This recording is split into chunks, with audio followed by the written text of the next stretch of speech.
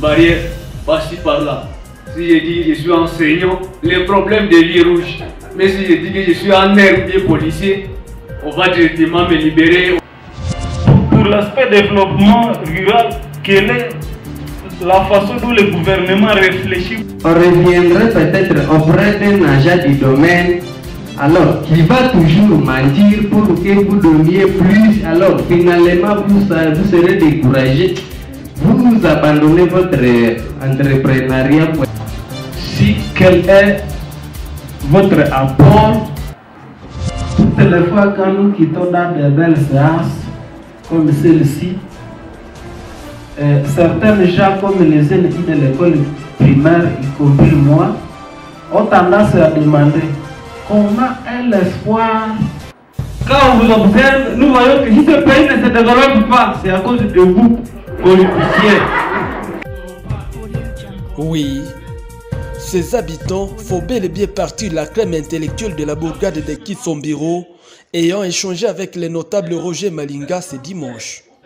La conférence débat s'est tenue sous le thème « La décentralisation et le développement local ».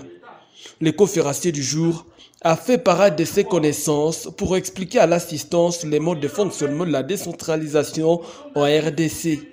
L'idée étant de sensibiliser la crème intellectuelle de Kitsombiro afin de s'organiser pour travailler le programme de développement qui retrace les problèmes et besoins réels de la communauté et ainsi espérer tirer profit de la décentralisation. Avant que les moyens ne soient transférés, c'est-à-dire les moyens financiers, les ETD peuvent s'organiser, n'est-ce pas, pour avoir un programme de développement qui reprend les desiderata de la population, peuvent concevoir des projets bancables et qui pourraient être financés ou bénéficier de ces moyens qui viennent, n'est-ce pas, du pouvoir central.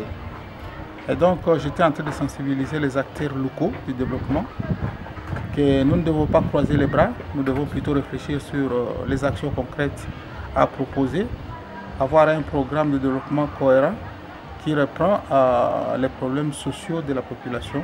Des projets exactement, certains révèlent en avoir fait assez et semblent découragés. Ces projets faits au gouvernement restent sans suite, s'étonne Maneno Jérémy, Anatidio Alista Ndoulouma, présent à la conférence. Ici, dans notre milieu de Kitsombiro, on a déjà fait beaucoup de projets et où ils sont envoyés, mais ça reste sans suite.